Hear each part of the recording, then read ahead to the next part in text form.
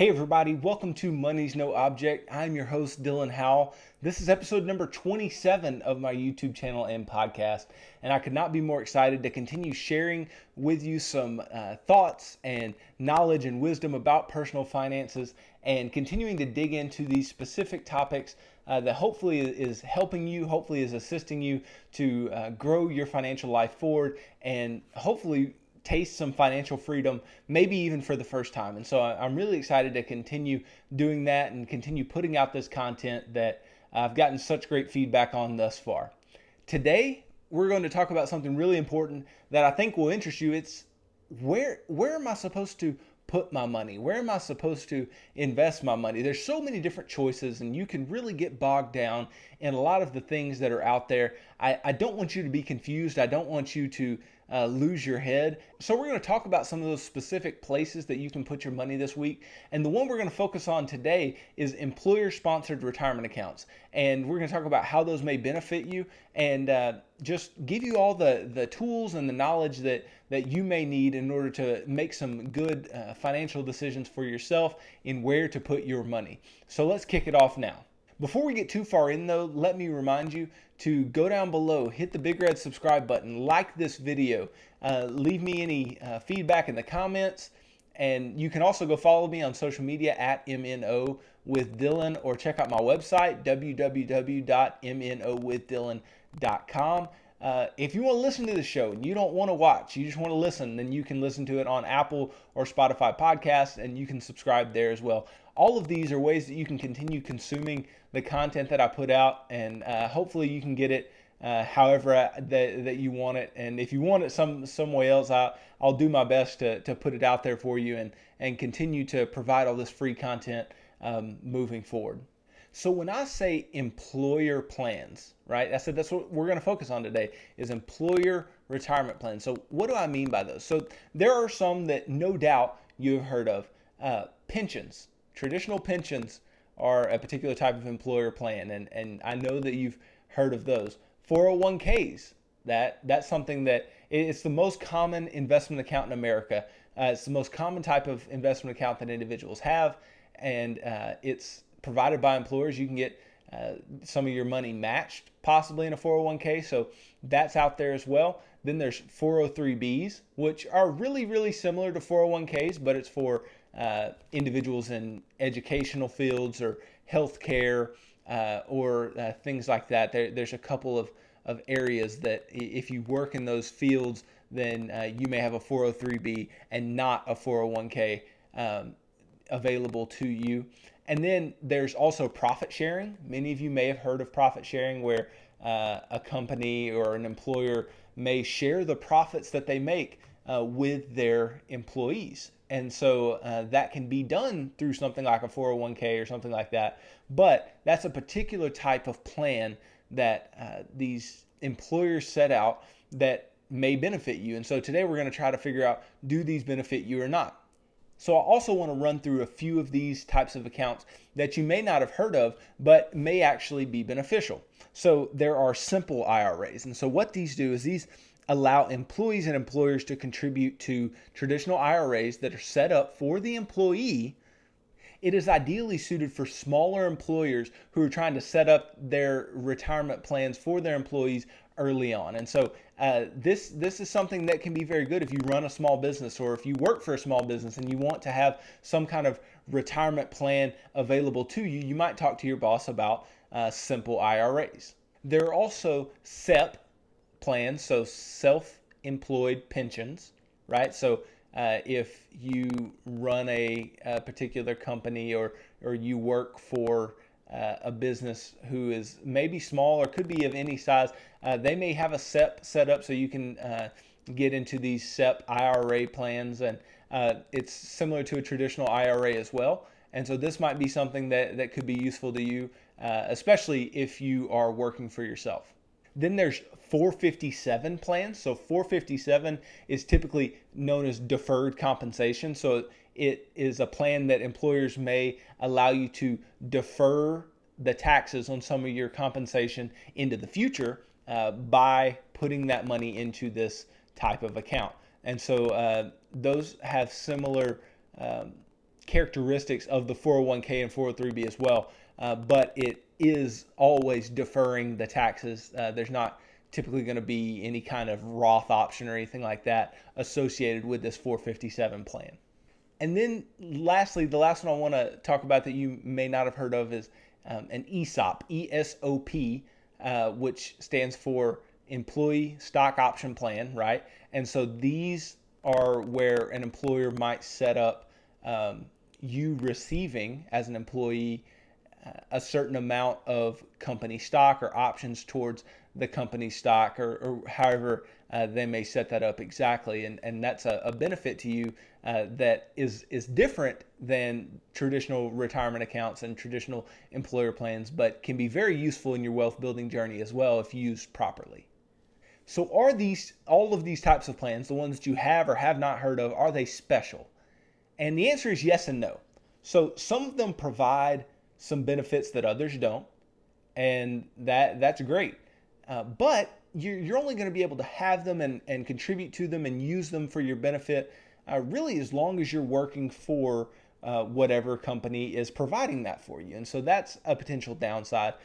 But especially the 401ks, the 403bs, some of those more common types are allowing you to get matches. And so it's allowing you to get free money in your retirement account. So that's a huge deal that we want to make sure that we take advantage of. So there are pluses and minuses to employer-sponsored retirement accounts and employer-sponsored plans, but we're going to talk about what to do, how to do it, where you need to go, what you need to look for before you get bogged down into, okay, should I do this? We're going to help walk you through it. So why might I put my money in an employer-sponsored plan?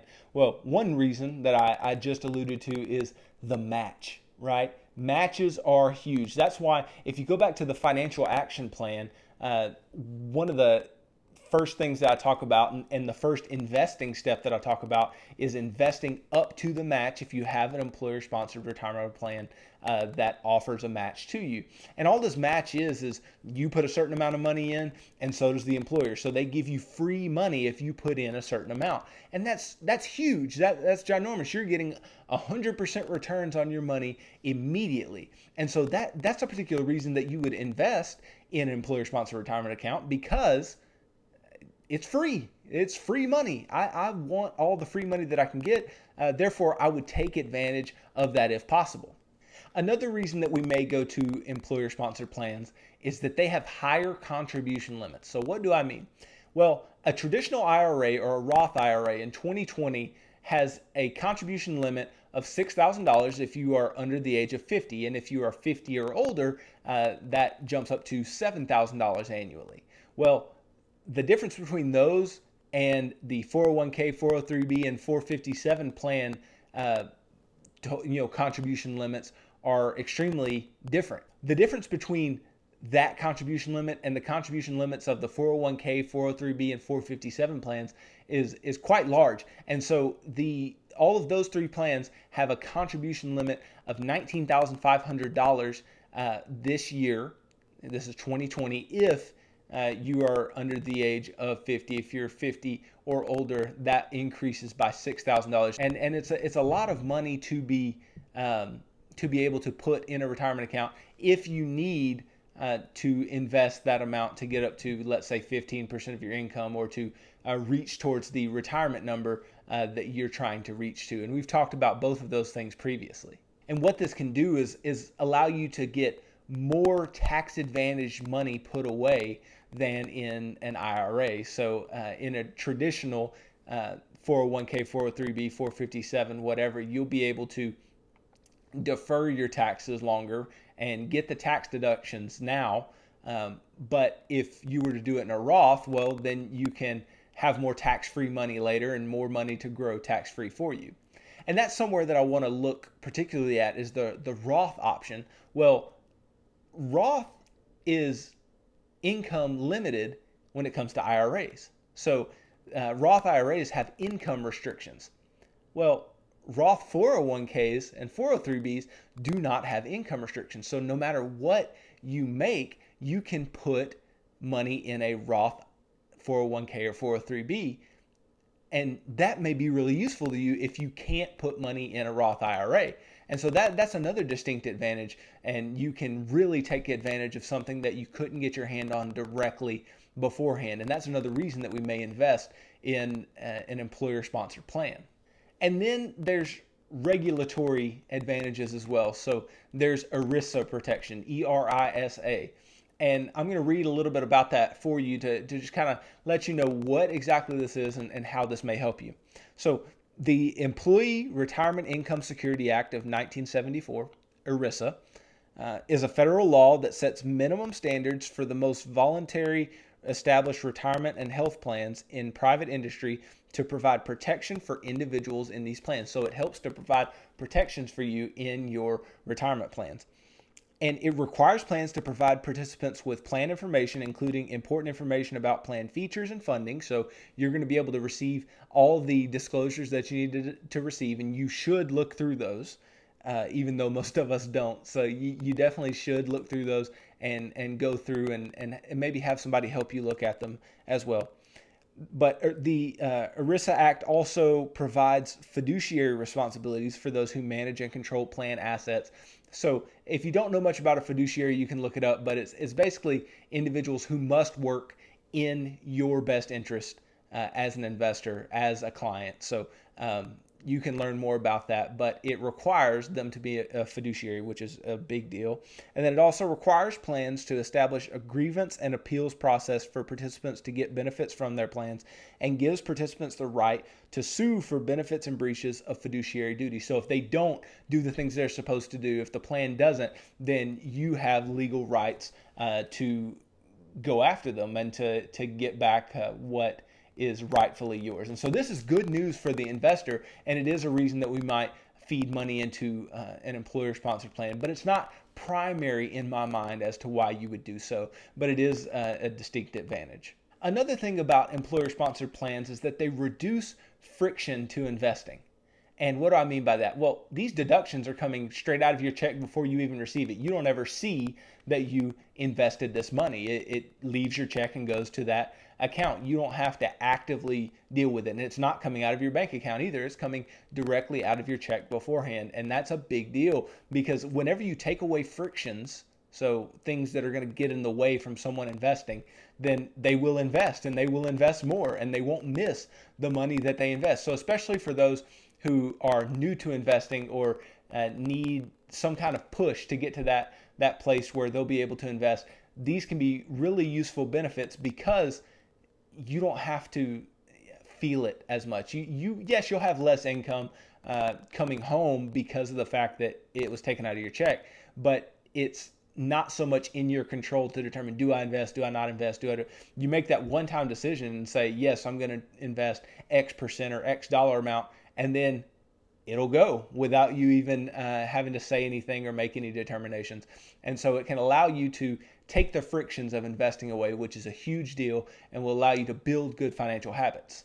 Something else that these plans do is they allow you for automatic dollar cost averaging. So what do I mean, dollar cost averaging?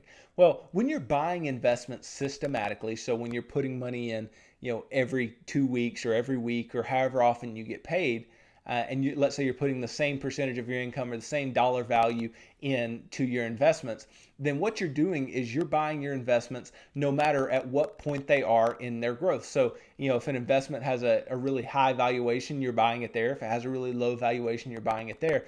And so you're averaging out what your returns will be over the long term, which is actually really good. And it keeps you from getting caught up in any kind of market timing because you're going to get the market average return over the long term, which is a good deal. And it's automatically that way due to the fact that you're investing whenever you get paid.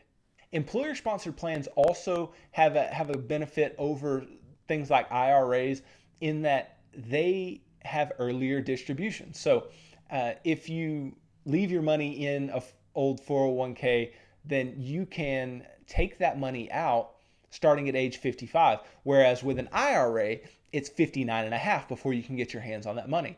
And so maybe you need the money earlier, or maybe you want to retire a little earlier and have access to that money. Well, maybe that's an advantage that you can take with the employer-sponsored plans. And they may also offer what's called in-service distributions, and these have limitations, and I don't necessarily recommend them, but you can take money out of them for particular purposes while you're still working, and that can be a particular benefit that you would like as well. And last, but definitely not least, actually last and greatest, is that employer-sponsored plans are the most common ways that millionaires are made in America.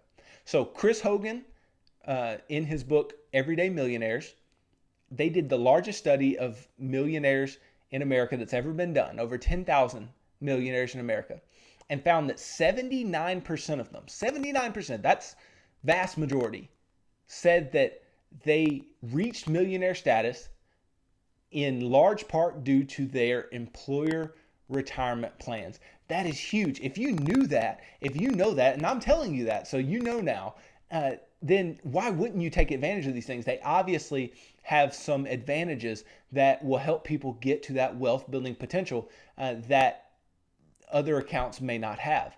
And so this is a particular reason that I would say employer-sponsored plans in general are a good thing for you.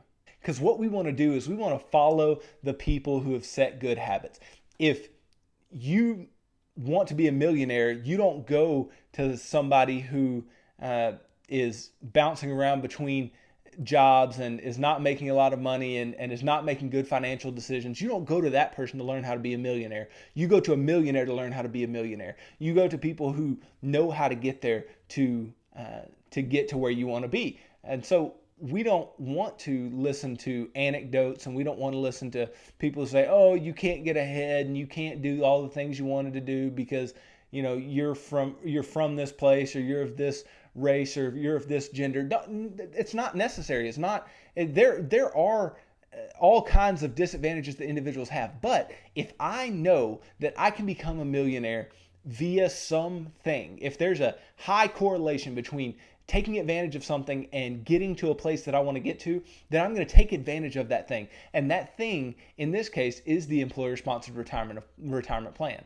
So then why would I choose any other type of account? And so this is a particularly important thing to keep in mind as well, as to why we may choose an IRA, or why we may choose a brokerage account, or why we may choose to do any number of things other than an employer-sponsored plan.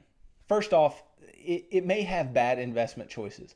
And most employer-sponsored plans are going to have a limited number of choices, and it's going to be all mutual funds.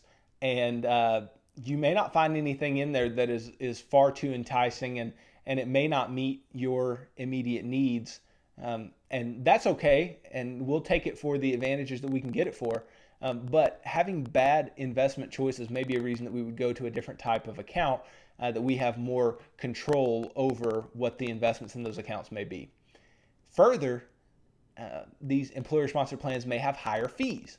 And just like we talked about in yesterday's video, we want to minimize the amount of fees that we have. And so we may go somewhere else to invest, to some other type of account, to minimize the fees that are inherent in our accounts, because 401ks have been well known to be riddled with fees that individuals didn't know they were paying. So be diligent, make sure you know what fees you're paying.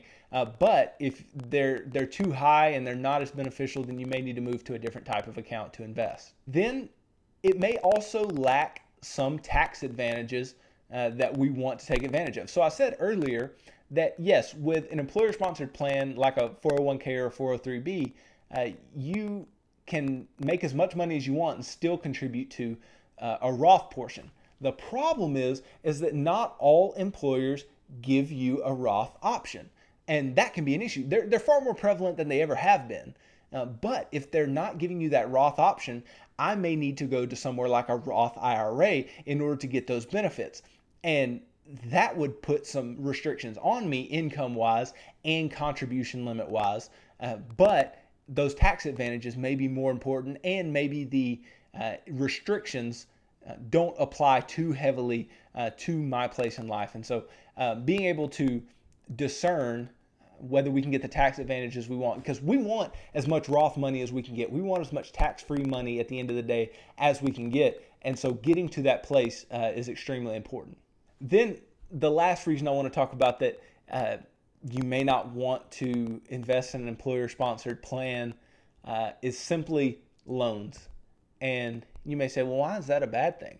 Well, a lot of 401ks, 403bs, different types of retirement plans allow you to take loans from your retirement plan. And this is money that you take out and you have to pay back.